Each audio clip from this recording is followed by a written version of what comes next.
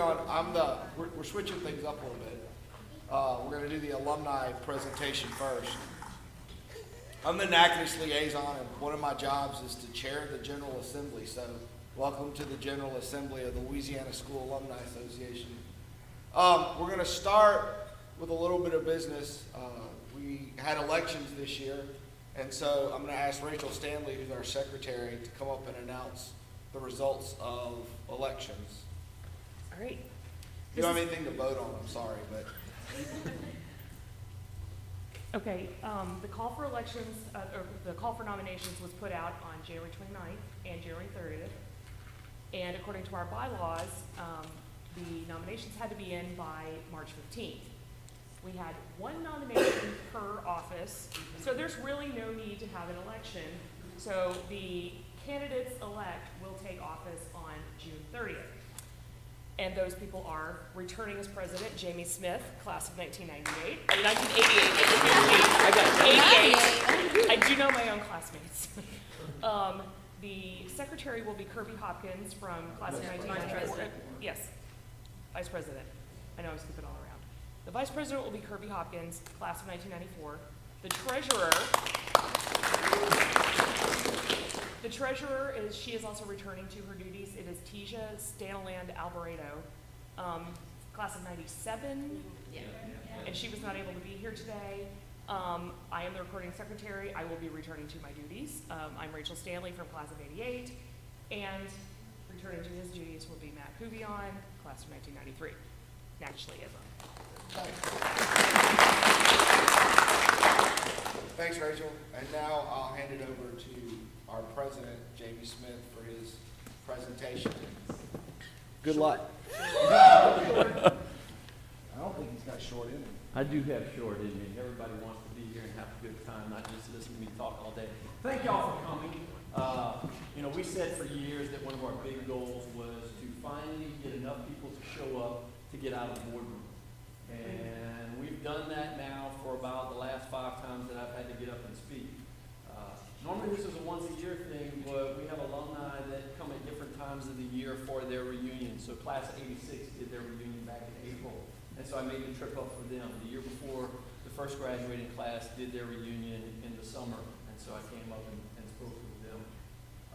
It's nice to see more people actually wanting to know what's going on. The Alumni Association has kind of taken a little bit of a turn over the last few years in that we are growing and we're getting a lot more people involved. We're also trying to get current students realizing that, hey, there is an alumni association out there that's going to be starting to do some stuff. As opposed to just having officers' names and trying to get people to do some things kind of haphazardly, and we're moving forward, but when I graduated in 88 as a member of the 4th graduating class, well, frankly, there just weren't a whole lot of alumni, and those people were just going off to college. So it was very hard to get organized. Now, with over 30 years of graduates and people kind of reconnecting to the school, especially when they came back for their 20th reunion, you started getting people that were saying, hey, this is a great, wonderful place, and we got some great, wonderful alumni, and we really think we can do some things and be a stalwart for the school moving forward over the years. So, Social Service Weekend started 9 years ago? 2008. 2008. Okay. Was the first one. Was the first one. Social Service Weekend, if you haven't heard of it, is it's a group of alumni. I think it started off with 7 people that said, we want to do something, get back to the school. And so they basically decided to get back to the school with sweat equity and come and do a honeydew list for the school. That has grown. Last year we had over 100 participants come in, alumni and family. We come in on a Friday evening. We've stayed in Caddo some years. We've stayed in Prudhoe other years. We work all day on Saturday, and then we get fed really, really well on Saturday evening because we have some alum that come in and cook some amazing food. And then we stay there Saturday evening and go home on Sunday. I will admit that the first year that I participated in Social Service Weekend, I thought, why the heck would I want to go do that there when I've got a laundry list of things to do around my house? Then I got to participate in Social Service Weekend and realized I never get to work anywhere with a group of people like y'all. Maybe the last time when I graduated from here was the last time I got to be surrounded by alums. The other thing is, the alumni that you graduated with, your classmates, there are alumni from 5, 10, 15, and 20 years after you came through here. They're just like you, they're just younger. Or in very rare cases for me, a couple of years older people. It's a great group of people to get connected with. We kind of took that idea once I got to start knowing some people that were different ages from me. And we said, look, what do we want this to become? And so then we started working on, well, what's our grand plan? This past year, we held our second annual LSMSA Alumni Association tailgate function, and we do it at LSU. It grew this year from last year. It is literally just a show up and come have a good time and meet some other alums that might be in the same location as you, might be in the same industry as you, but definitely have a background that you have. And so if you're not familiar with that, it's time to get familiar with it because it's absolutely no work. It's just show up and have a good time. We're also looking at networking and trying to bring people together regionally and vocationally, and eventually looking at being able to mentor some younger alumni into, hey, 20 years down the road, you want to be where I am, you're just getting started, how do you do that, and what information can we give you? I can tell you right now that 4 years ago when I stepped into this role, I'd stand up here and say that my number one goal was to get more people involved. We have a ton more people involved in doing things now. I don't think there's been a single alum that I've ever picked up the phone and asked them to do something for the school that the answer hasn't been yes. As a matter of fact, I called somebody who's at Texas A&M and I talked to them about traditions of the school and that we needed an alum to start. We're putting together a committee so that we can be the stalwarts of those traditions and help carry that on. Because administration and faculty will come and go, but alumni will always be alumni. And one of the questions I got was, well, what does it entail and what does it entail anything? It entails that we want to do this. I don't have any specifics to give you. And then it was well, you know what? I don't know where that's going to go, but when you're ready for it to go somewhere, just call me because the answer is yes. And that's the resounding response that I've gotten from alumni. If you haven't had the opportunity to connect alums across the generation, let me just tell you that there are some great ones, and you have an incredible opportunity to do that. I'm going to let Rusty free to talk a little bit about some of the specifics of what we've put together, and then after he's finished, I'll step back up and talk a little bit, kind of wrap things up before y'all get a chance to listen to the foundations of this. Rusty? I'm one of those suckers that Jamie talked me into taking on some things, right? So about 3 years ago, was it Jamie? Maybe 2 years ago, kind of cornered him in the courtyard. And I said, Jamie, so we've got to do something out there. There's all these alumni who have all these talents and skills. And I know all these kids coming out of college like myself, we pull them out of places like Bayou Beach in Louisiana. And then we send them to Tulane or they go to LSU and they become engineers and they out into the world with absolutely no support or not enough, right? And they make stupid mistakes. They spend $200,000, $300,000 on graduate education, carpentry, or whatever we do. I don't know, right? Not all of us. Some of us have amazing parents who know lots and lots of things about the world and we network with people to get us internships, introduce us to people in corporations and help us make smart decisions.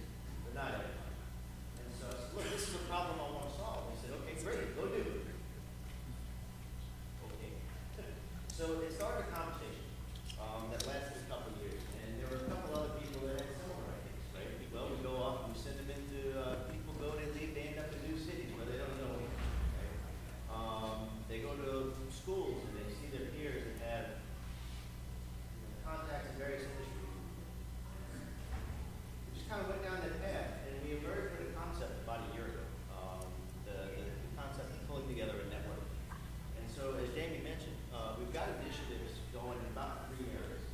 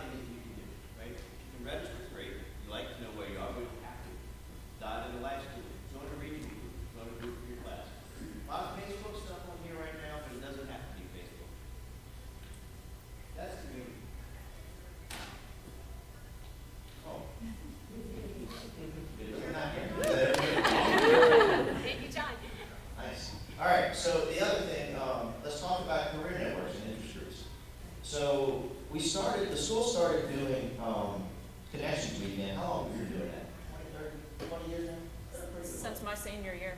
Okay. Does everybody know what I mean when I say connection weekend? Alumni come back to the school and they basically provide for, talk to students about careers, what they're gonna encounter in the real world. And we're looking at taking that concept and extending, right? So this is gonna take us a couple of years to get here. But where we're going with it, we'd like to have communities for all of the career paths that you might find. And not just career, things that people do in their community, civic leadership, all those kinds of things, medicine, engineering, you name it, clergy, military service, things that people do for a living, for real. And so the idea ultimately is to have a little bit of an extended connections weekend online that the school can tap into and provide resources for the kids. But also so that you can connect among yourselves, collaborate. Depends on, whatever you decide. So is Jane in the room? Jane? So Jane started a Facebook group for LSMSA positions for years. It's really been a pretty good example for how something like this might evolve, right? Again, same idea, as this rolls out, we're going to provide as little structure as needed to keep it going. The idea of letting each community define itself. So what my ask for you right now is if you're interested in your field, come find me.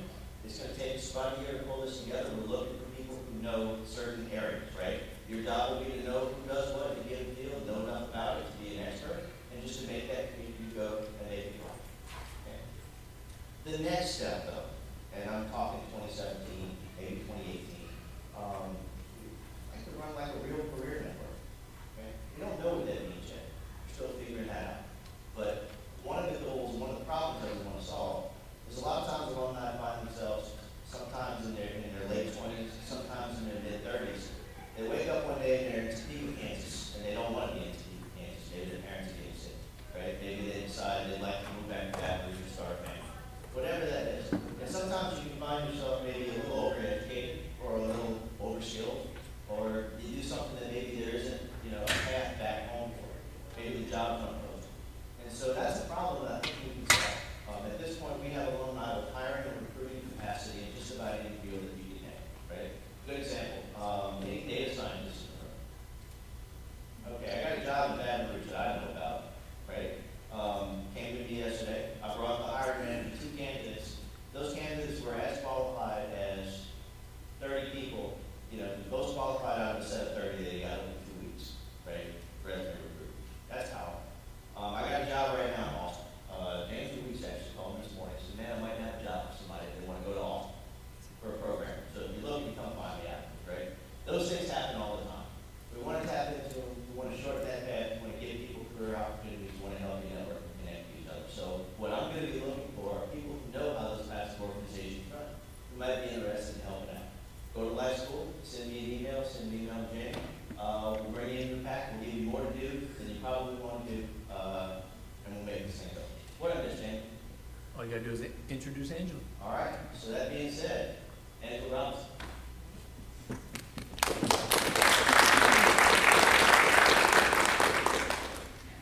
Good afternoon. So I'm Angela Robinson, I'm class of 93, and I am also the new Assistant Director of the LSMSA Foundation, so I'm really excited about that.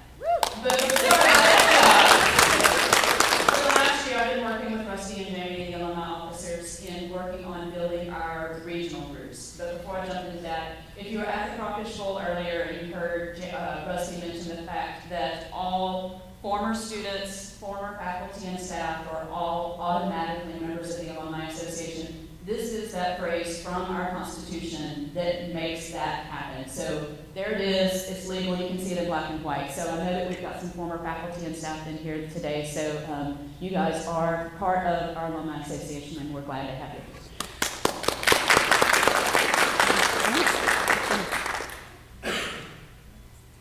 Okay, so over the course of the last year, we've been working to build regional chapters, not just here in Louisiana, but around the country as well.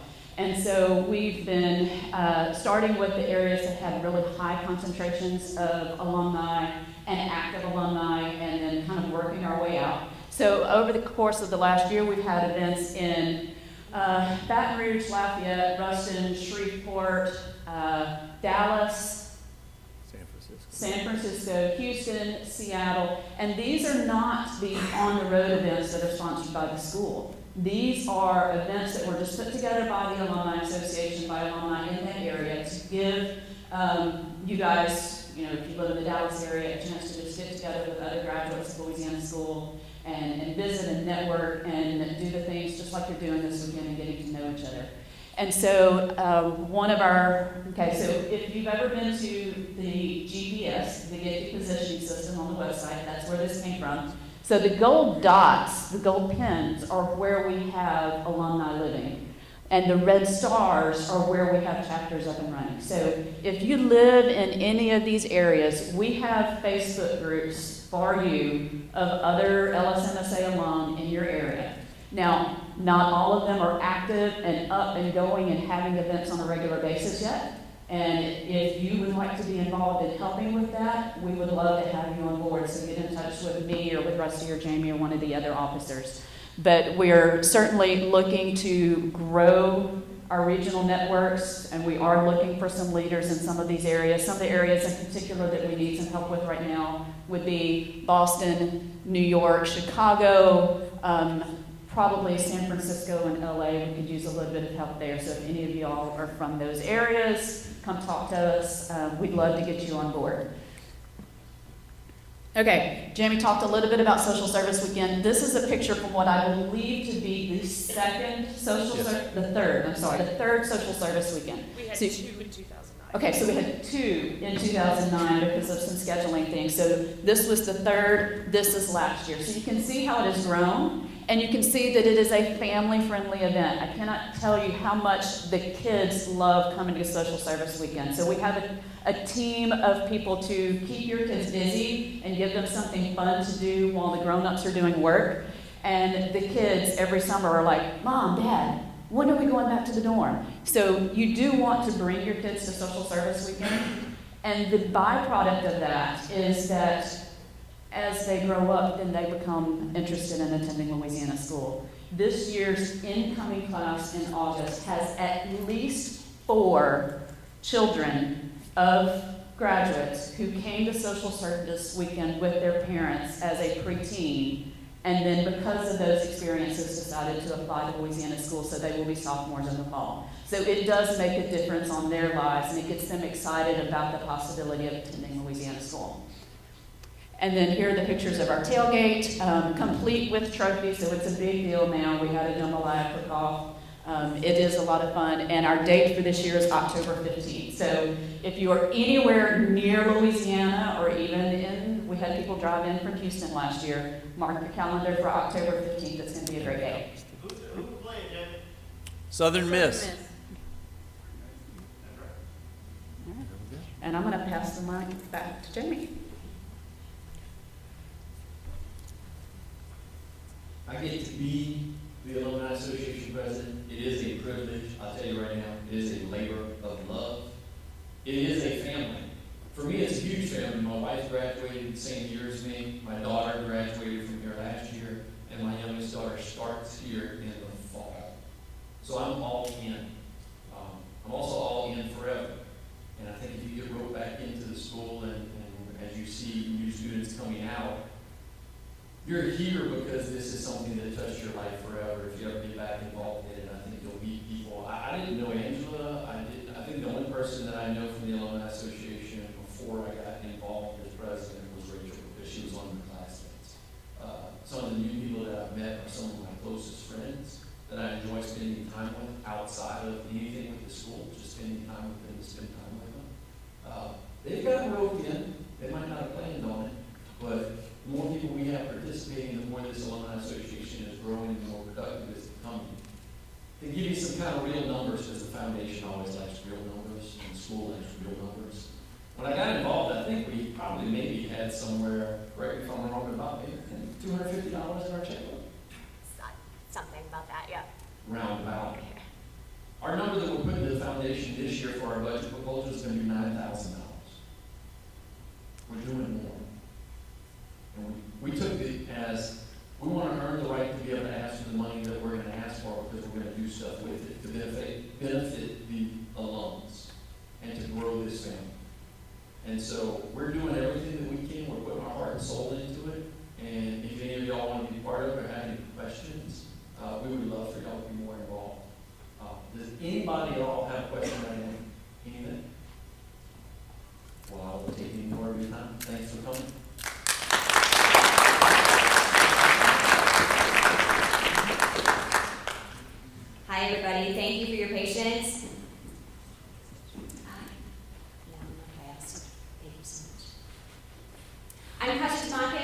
the Executive Director of the LSMSA Foundation. Welcome to Reunion Weekend 2016. I know it's a whirlwind. I know that everybody's like kind of sticky and tired and hot from commencement and crawfish boil, and so thanks for going with us on this journey.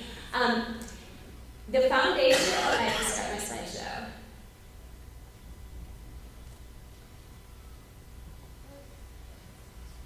Here we go. All right, so who are we? The LSMSA Foundation is a nonprofit 501c3 organization, and we work with the school exclusively to support the school, and we also work with the Alumni Association, as Jamie mentioned, and the Parents Council. And both of those groups have their own governing boards, but we provide an annual budget for them to do different programs and events every year. We had some interesting things happen over the past couple of years with the foundation. Back when I started the foundation, and before then, the foundation had assets of maybe $700,000, and we currently have $1.2 million in assets. We were able to fund a sabbatical program this past year using funds from the Richard G. Brown Fund for Faculty Advancement, and both of the Doctors Hall enjoyed a sabbatical this year. We were able to conduct a residential hall study a couple of years ago to help assist the school as it was talking to the state about why we really needed a new residence hall. We expect groundbreaking for that residence hall to occur at some point in the 16-17 school year. And last year we actually got our biggest gift ever. It was $100,000 restricted endowment for our Student Enrichment Fund, which is a fund that helps our students in need, and it was really a tremendous gift. Last year, we gave nearly $300,000 in support to the school. That's for the faculty and staff, for things like sabbaticals, for professional development, for students who are in need, for programs, for projects, for materials. We also conducted a study for this space that you're in. I'm sure if you look around, you might be thinking, it's aging a little bit. We are aware that it needs an upgrade, so we actually hired an architectural firm to come in and tell us what needs to get done and how much it would cost. We had $1.2 million in assets, and this last one I always put in because it's exciting to me and probably not to you, but we have had our third year of audited financial statements with an unmodified opinion, which is the highest opinion you can receive from an external auditor. And what that tells you is that we are being good stewards of your dollars. If you're making a gift to the foundation, we are spending that money appropriately, and everything is above board. Somebody yesterday was saying something about a shoebox back in the day with foundation, and no. So we are good stewards of your dollars. I want to take a quick look back over the past few years. Last year, the foundation, without our $100,000 endowment, we raised $478,000. It was actually over $500,000 if you include the endowment. Our net assets, $1.2 million. And our expenses, last year we were able to spend $425,000 for the school, and you can see these expenses, the majority of which, always at least 65% are going directly to the school to help our students and our faculty. And this data is actually in the recent annual reports that's up here that's green, so if you didn't get one, please grab one later so you can kind of deep dive and take a look at some of those numbers with some more time. Okay, this fiscal year. So as of April 30th, we have raised $311,000, so we're about 80% of our goal. Our goal is $393,000. And our fiscal year ends on June 30th. So where are these donations coming from? The majority, or a huge portion of our donations are coming from alums. And I say a majority because a lot of the matching gifts and corporate gifts we're getting are also from alumni, where you guys are going to your employer and saying, I just donated $100, and they will match that. We also have quite a few parents, grandparents, local community members who support this school, and employees. Alumni Challenge. So last year, this is a point of pride for me, we actually beat the sister schools. The LSMSA, I think, was 15% of their alums gave a gift, and so we actually beat them by having almost 17% of our alumni make a contribution to the school. And this has been really important for us because it's not always about the dollars that you can give. Every dollar truly does count, and so we like to encourage participation because for some people, $1,000 might be a stretch, but you know what? For others, $10 might be a stretch, and that gift is just as meaningful because that gift is coming from the heart, and so we really like to encourage participation at any level that is comfortable for you. Last year, our alums, included with all of the corporate gifts and matching gifts, raised over $300,000, which is tremendous. This year, Alumni Challenge Leaderboard, class of 1996 is currently in the lead, and the class for dollars, and class of 91 is in the lead for participation. And right now we're at 11.5% with all of our classes. So excellent job, you guys. We have a little over a month to beat last year. You guys can do it, I know. Look out, 96. That's right. So really quickly, we're bringing in all this money. Where does it go? We have 5 main funds. Our annual fund is our flexible fund where we are able to take money, it's unrestricted, and help the school where and when they need it most. And then we have these 4 other restricted funds I'm going to talk about briefly. This year we budgeted $95,000 for what we call flexible support, where we go to the school and we say, okay, you have $95,000 this year. What do you need? And Dr. Pat, the administration, they go to the department chairs and the faculty and the staff, and they say, what do you need? What do your programs need? And so this year we were able to buy graphing calculators, a Tesla coil replacement. It's a really cool looking thing. Instruments and music scores for the music departments. These new desks in the humanities classrooms, which at our trustee retreat, they got to sit in some of the old ones in the classroom, and the new ones are gorgeous. Pedestals for visual arts. And our ambassador program. This is not everything, this is just a sample. We also have some fixed support items that every year we know we're going to support the school with, like the Brown Fund for Faculty Advancement. The Parents Council, $20,000 they get. They put on amazing, amazing events, a really fantastic graduation party to make sure that our students are here on campus in a safe environment for their graduation party, a Connections Weekend luncheon, and a Faculty Staff Appreciation Week. Our Precalis Fund is to bring in visiting artists and lecturers to campus. Our Alumni Association, Jamie just told you they're asking for money next year. Go Alumni Association, I love it. And our Excel Fund, which I'm going to talk about in a little bit more depth. Student Enrichment Fund, I mentioned earlier, we received that $100,000 endowment. This is our newest fund. It was created in 2012, and it supports students in need. So even though we have no tuition, we have I think it's about $1,200 a year for room and board and fees, and that is a struggle for a lot of families. And some families are able to qualify for a fee waiver, and so they don't have to pay that, but others are on the cusp. And they might not qualify for the waiver, but it's still a struggle. So we can help those kids and make sure that those students are not being sent home because of financial need. It also helps with workshops and conferences or a field trip. If a faculty member, if Mr. McGrath is taking a bunch of his math students on a field trip and they have to pay for the hotel and food, the Student Enrichment Fund will come in and pay up for up to half of that trip, reducing the cost for kids and making it more accessible. I want to take a few minutes today to talk about the Excel program. The Excel program is one of my favorite programs on campus. It's a summer bridge program. It lasts 1 month. And this program was created by Jennifer Mangum, who is a mathematics instructor at our school, and it was modeled after Upward Bound. And it takes kids who have been conditionally accepted to our school, and they're conditionally accepted because they have a really high GPA, but they have a lower ACT score, which tells us that their home schools are not giving them something that they need. And that previously when they would arrive at our school, they might not be successful because they weren't quite ready. So this bridge program takes those kids, puts them into special classes over the month in math and science and arts, and helps them to get up to speed so that when they start in the fall, they can be successful. And what's interesting is after about 12 years and tracking data, they discovered that these kids actually end up now with a higher retention graduation rate than other students in our population.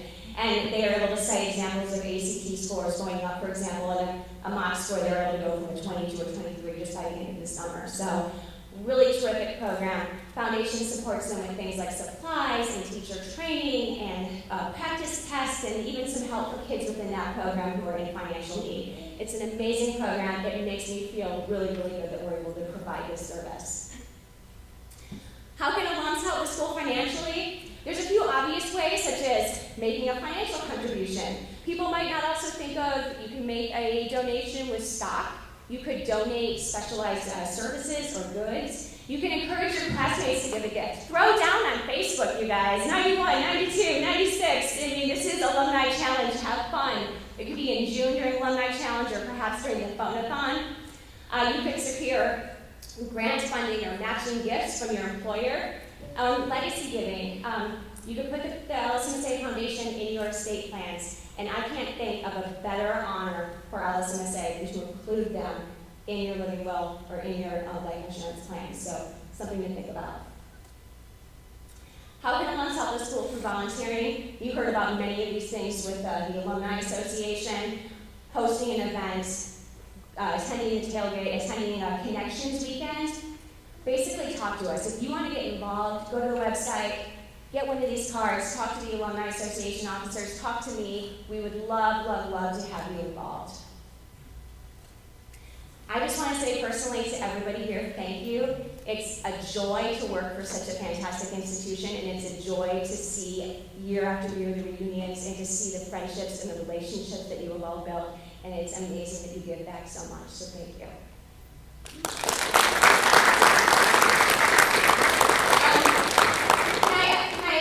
John, did you want to, I'm going to have John Allen say just a few words.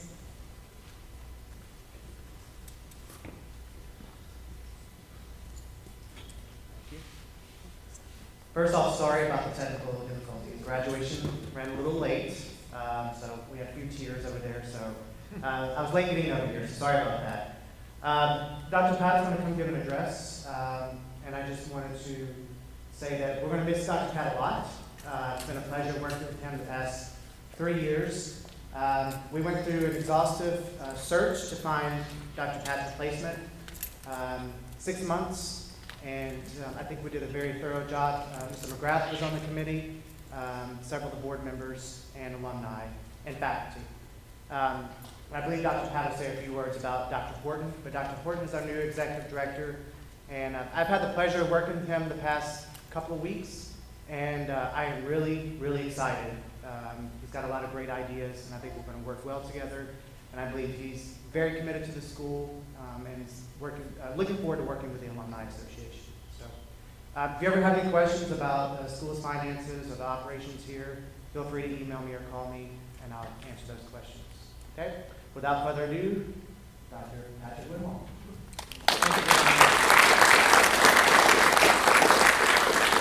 So when I came in 2001, one of the things that I thought would be on the horizon would be transition. Many of the veteran faculty and staff were approaching points in their careers and in their lives where they could begin to look for other opportunities. And guiding through a transition is a great challenge, it's a great opportunity, and it works when you bring the quality of person in to maintain and to actually expand upon and build upon what has made this school great. And I have to say that this year, there has always been a great leadership team in place at this school.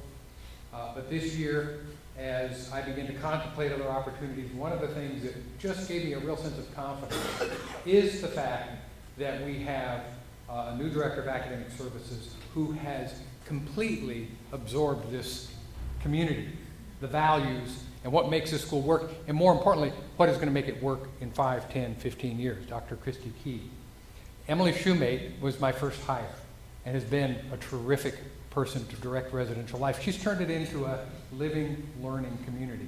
She's built a sense of leadership among the students. It's no longer, can we go catch somebody break the rules? Not that any of you fell into any of those categories. It really is developmental, and Emily brought that to us. This is John Allen's third year as Director of Finance and Operations, and when he came out of the government organization in Chicago, no question about his ability to count beans, to be accountable, to prep his CEO to go to Washington to testify. All of that he does so admirably.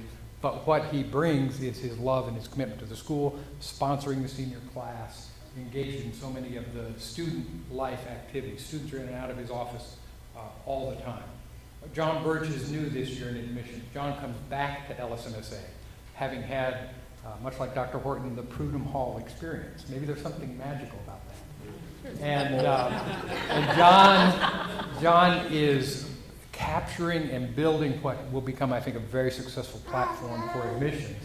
And then Kaja to direct the foundation. When you think that in 2001 there was $60,000, I don't think it was in a shoebox, but it was, it was something that Dr. Ebarb and Linda Beinog and I would do the best we could, and we had some volunteers. But once we got it reorganized, and Michael Robertson was a keystone in getting that to happen, and Christy Weeks, and then to hire Kaj on, this is a tremendous leadership team. I could have walked out 2 months ago and they could have run this school well. What is exciting is bringing somebody like Steve Horton. Dr. Horton's experience at NSU. When you look at his current title, it's about 4 or 5 things, because when NSU needed somebody to do it, they called Dr. Horton. So he's a provost, a vice president of this or that, a professor in journalism. His skill set is going to be so valuable to the school. But again, he gets it. He understands the school. This is what he wants to do.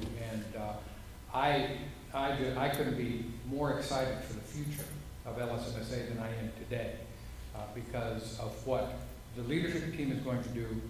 And I'll share just a few things out of the PowerPoint. I'll go through kind of quickly what I think the state is doing to recognize, after 32 years, this is no longer an idea, this is no longer an experiment, this is no longer Jimmy Long's thing. This is now the Louisiana School for Math, Science, and Arts, recognized on many publications as a top 10 school, as a top performing school, but most importantly, recognized by the students and the parents who come here as the best school.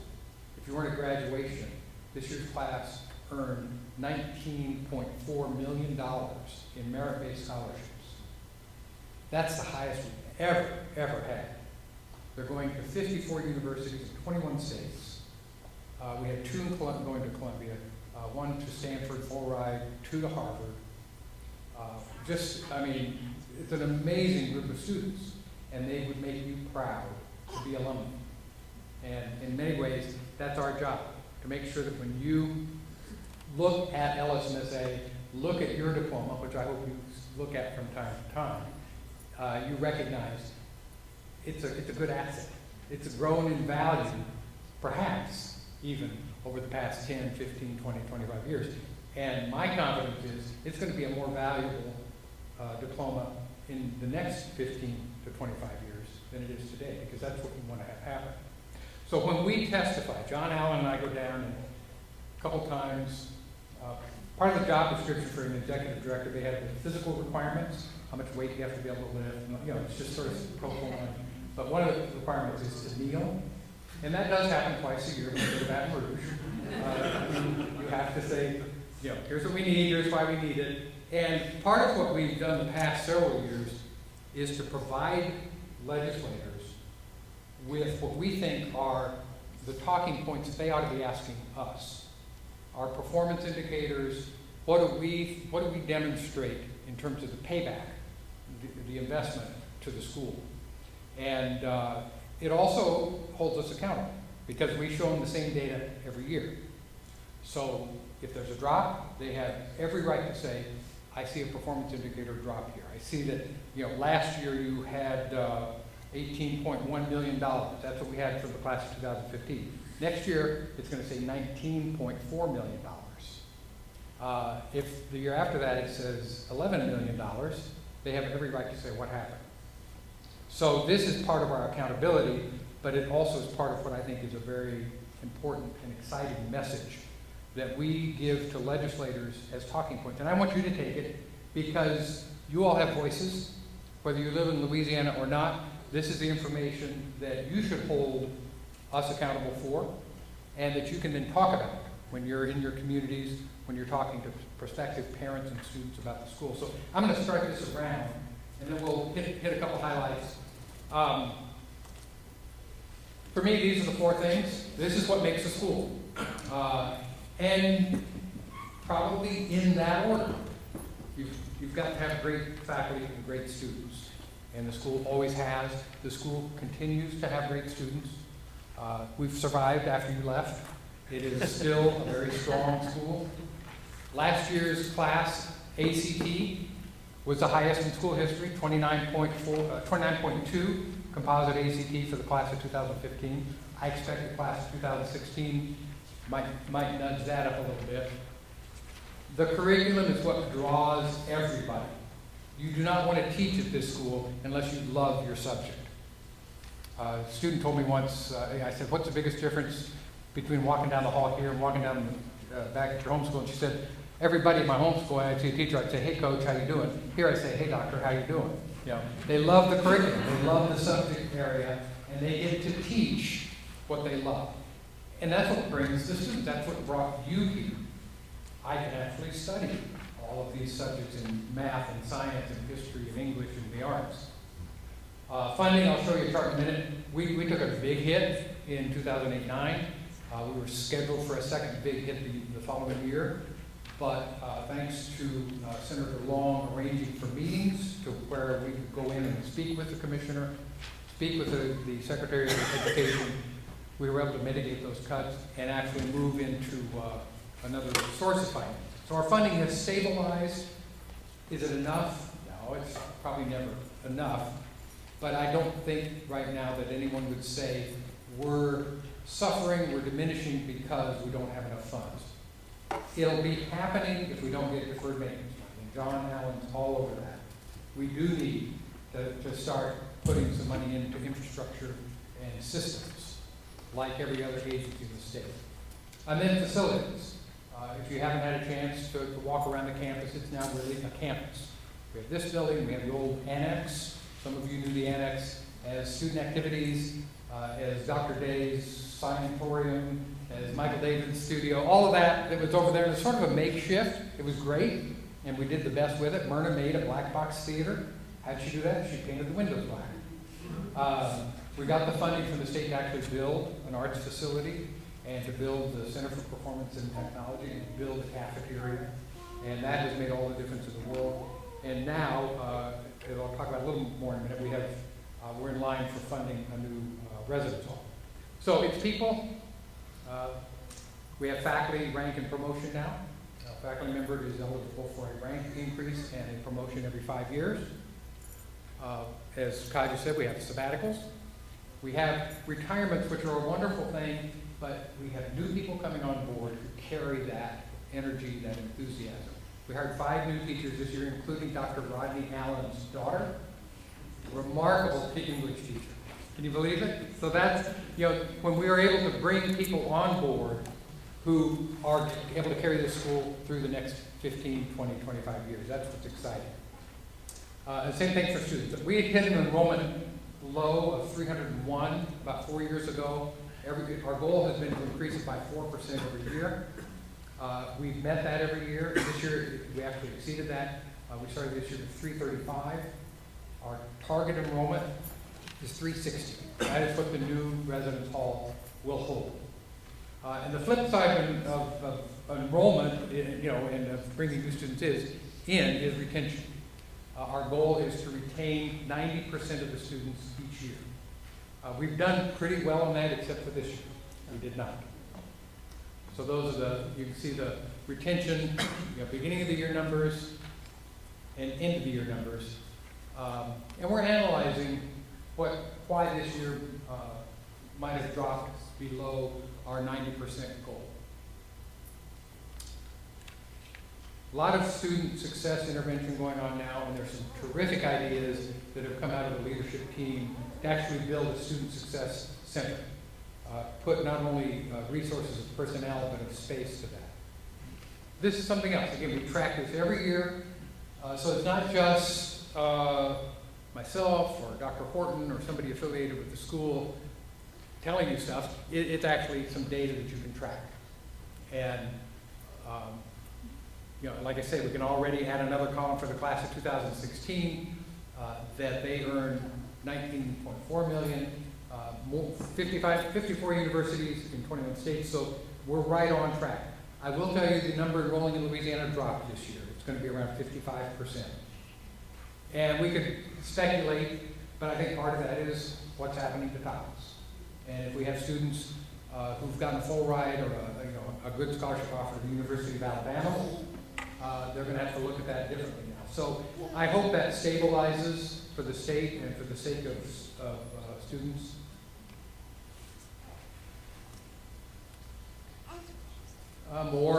This is all from the ACT report. They do a report on college readiness.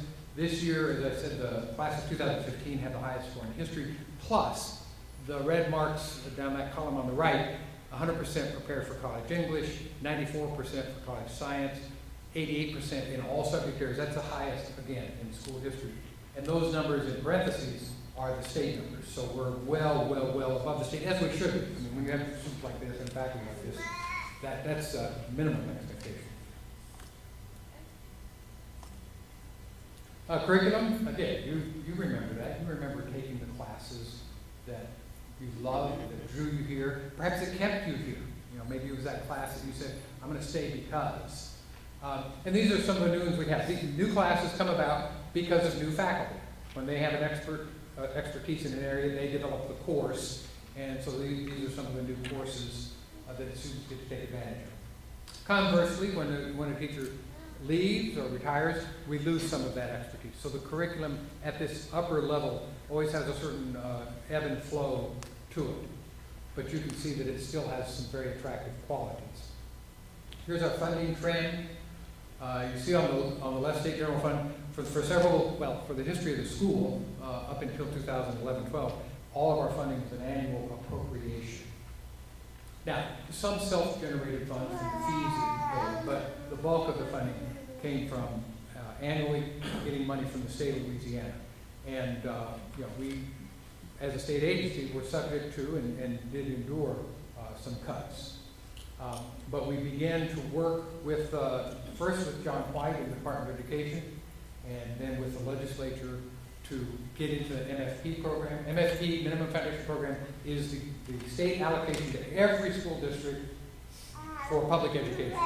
So when you were back in Houghton High School, the Bossier Parish schools were getting $8,000 from the state for your education, from K through 12.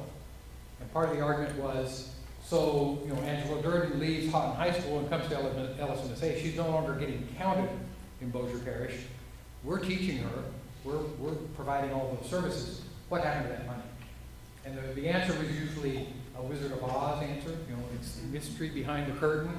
And but finally, we were able to get some traction on that, so that money now follows the student to LSMSA. So that has, as you can see, that stabilized us from going from 7.7 million down to 6.5 million, stabilized us, and we've actually been able to build because the head count happens, and when we've had increased enrollments, that has increased our MFP. So we've increased our budget not by getting additional appropriation from the legislature, but by having more students enrolled. And for the most part, there might be some fine points that people would want to make. I don't think it's brought any additional regulations. We do end-of-course testing for our students, but we would do that whether we got MFP or not, because it's part of the way we are measured as a school. It's a part of our school performance. Christina could answer that much better than I could. So we do EOC. When Common Core came out, Mr. McGrath and his faculty said, Common Core math sequencing, we like it. So we do it. The English faculty had more difficulty seeing how it would improve what they do, so we don't do that. So we still have autonomy to do things to the best of our ability, but cooperation with the Department of Education and with Bessie as part of MFP has not in any way hurt us or curtailed what we do. And then the facilities. Of course, the Center for Performance and Technology is a new building behind. Most alums drop their jaw when they see the cafeteria, because it's like a real cafeteria. By the way, the old cafeteria behind here is a warehouse, which is a good use for it. Where Mr. Silver lives, that's where we just store stuff. The annex was gutted, and the first floor is now visual arts. The second floor is all music with practice rooms and a choir room. The gym, complete redo of the gym. The foundation paid for the gym floor to be completely stripped and redesigned, not as a middle school gym, which is what it was, but as a high school gym for basketball and volleyball. Because we have competitive sports, and we have cheerleaders, and we have a really exciting and important athletic program for these students. 2 years ago, the SGO president, Alex Robertson from Baton Rouge Magnet, I saw him in the hall when there were some visitors, and I thought, okay, I'm going to tap Alex on the shoulder, because you want to have a spontaneous answer. I said, Alex, tell these people why you came from Baton Rouge Magnet to LSMSA. And I thought he would talk about the quality of the faculty, the curriculum. He said, to play basketball. because he would never have played basketball at Baton Rouge Magnet. He got to play basketball here. And he told me today, he said that is still one of the important things that he got out of this school. So we love having that in place. The old sack where your mailboxes were, you walk over there now, there's treadmills and weight machines, and the students have moved much of their activity into the new CPT. And then the new residence hall and screen renovation. Those are the really important pieces coming. An architect has been hired. They are halfway through construction documents. That's the blueprints that will then be used by the state to bid this project out. It will go, the CPT, that's our new building, so it's going to nestle up right into our campus. If you look at the top of the map, you see some trees and all that. That's the parking lot for Watson Library. So it's actually going to give kids 5 more minutes to sleep every day before they have to get out of their dorm room to come to class. And they've made a point of that. But no more running from Crew to McAdam. No more running from Crew to McAdam. It is a combined facility, 2 4-story towers for female and for male students, and then all the common space that you would want to have in that center on the first floor. And at the bottom center, you can see the 2 towers at the bottom. There's a 24-hour security guard, so nobody gets confused. Oh, I thought that was my hall, I'm sorry. So we have security, and I think for parents it's going to be a real important thing for them to see. Not only is this a healthy, a really exciting living environment, it's a safe one. The architects did a great job. They've designed space at Louisiana Tech, and this is what they were looking for. This is what they wanted to build, is a sense of community. And so we're very excited for that. These are the rooms. So everybody has two kids in a room, 2 rooms in a suite. And I think much better design, toilet and sink area. It's gonna flow and function even better than Caddo does now. Frankly, I don't know how they function in Caddo, but this will work well. Yeah, Francois? Will these count windows that open you can sneak in through? We learned that long ago. Or a ledge you can get. No ledges. No, we learned our lessons. This is how the House Bill 2 is the governor's bill for capital outlays. And the governor put this in. This started with Governor Jindal, and Commissioner Nichols came to a ceremony, came to matriculation, spoke from the podium. This is a priority for the administration. Governor Edwards has maintained that priority. When he was campaigning, we talked just briefly about the school, and he was the one who told me he was happy to see new money added to the project. And I said, great, because it should finish in 3 years, and whoever gets elected governor will have his name on that building. So Governor Edwards has shown his support for this. Right now, in the last minute amendment, $6 million was taken out of priority 1 by the House. Senator Long has assured me that it will get put back by the Senate, and that the bill will pass with the funding that we see here. With that funding, and once the bond commission approves the bonds to pay for it, which would happen in August or September, what they would have to look at is say, okay, how much can we get for $8.8 million? And then they back that up, and that's when they start construction. So the documents will be finished, they'll put them out on the street, they'll let all the contractors look at it, make their bids for what they can build this building for. Ideally, it's $26.6 million or less. And then whoever gets awarded that bid will be told, okay, we've got $8 million this year, start building on January 15th. Because they'll calculate that, and that'll be the groundbreaking. Once the project is underway, the money then, the following money in priority 5, every year they'll roll up enough to priority 1 to pay for the next year. And it's about a 3-year project. And then Tree Auditorium. And this is exciting for me. It's exciting, yes, it's exciting for me because I'll be contributing to it. This is going to be the foundation's first real foray into capital campaign, into doing something significant that is bricks and mortar. What they do now is so significant in lives. But sometimes you have to just kind of say, okay, let's let's get some bricks and mortar project going. So this is, I think Kaji may have mentioned this, the foundation hired a firm out of New Orleans to come look at this auditorium and decide what could make it not just an auditorium, but a theater space. And we picture this as a space not just for LSMSA, also for NSU, and also for the community, because it's an ideal size. A lot of the NSU theater productions, they have to do them on stage at Fredericks, because Fredericks is cavernous. This would be an ideal place for it. So at NSU, Scott Burrell over there was a big part of the conversation on how this should be designed. And I think it's going to be beautiful. These used to be windows. I don't know that anybody in this room remembers that, but they were windows that were covered up, and the architect said, why? Why not have some natural light in this space, and then you obviously put in shades for when you need to have controlled lighting. So it should become a very attractive space. Acoustics will be improved, lighting, so the in here will be improved. The seating, they did a good job of keeping pretty much what we have, so we're not going to lose a whole lot of seating, but they'll put sound control booths and light control booths in the back.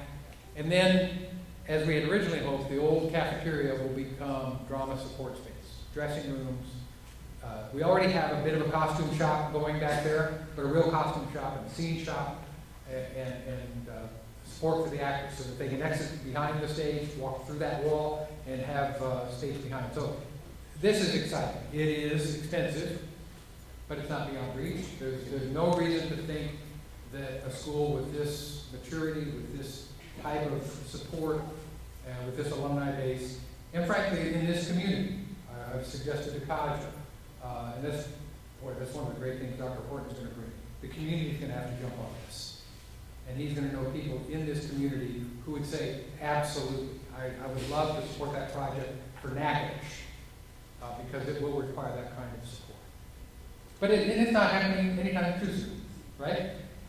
But it's on the horizon. And it's always important to have something on the horizon.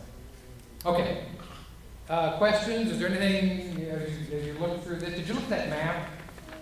This map, Brad Berkman and a couple of his students created this infographic showing the population, the enrollment of students for the last 5 years. And it is so exciting to see that we serve the state. There are little bitty dots on here that maybe some of you have been to. I haven't. Natchitoches has actually grown in population. We used to get about 11 kids from Natchitoches. This year we have 20-some students from Natchitoches. That ebbs and flows. East Baton Rouge has typically been the highest enrolled parish. Still is there. I think that's going to get harder to recruit in EBR because of some of the initiatives there. St. Tammany's strong parish, Ascension, a lot of the population areas of the state. But again, this is where you sit down and strategically plan how do we get the best and brightest here. And I want to just say one more time, I could not be more thrilled with what I think Dr. Horton's going to bring, and working with the team that he has in place. I'm going to keep my Google alerts on LSMSA because I expect there's some really exciting and good news to come out of the school over the next several years and beyond that. Are there any questions about this or anything in the handout? Great, thank you.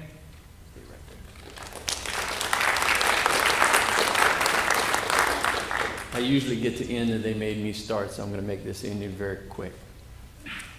You heard a lot about the school. They're talking to the alumni group. This is what this is all about.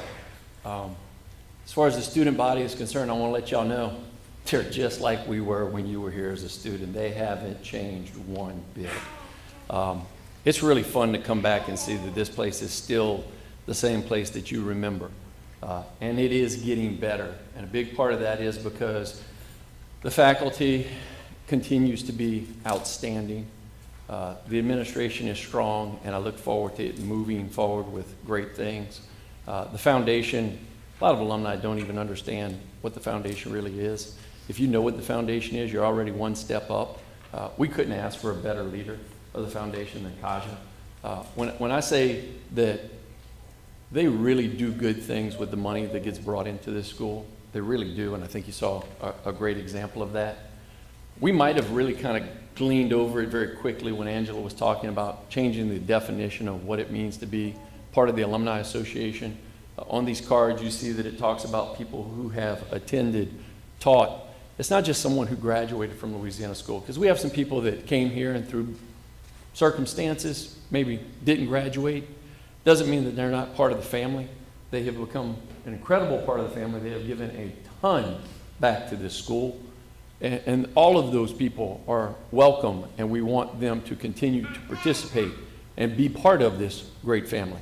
I've said this for several years now, and then I think some people are just starting to understand it or maybe even hear it for the first time. Pat, I get to stand at the corner of that stage for the last 4 years, and every graduate that walks across the stage gets to hear a similar version of the same thing. And I want you to come step up here, and I tell you right now, some of them are better at the pass than others. But everyone gets a handshake, everyone gets a pin, and they get told, welcome to the alumni family. There's your alumni pin, all right? I know you got a few more days. No. I don't really feel worthy to wear this. Well, you are worthy, and I'll tell you what, there's 2 other people that I see right out in that audience, and I don't want them to see this and not know that they're recognized. I got 2 more pins in my breast pocket right here. You got yours? You got method and means, I know you. And Art Williams, Sharon and Art Williams are also here, and they are very, very much part of our alumni group. And we want y'all, anytime that there's an alumni gathering, we want y'all to be there. When you know about it, you don't have to be invited, you're already invited. And so, wear that proud.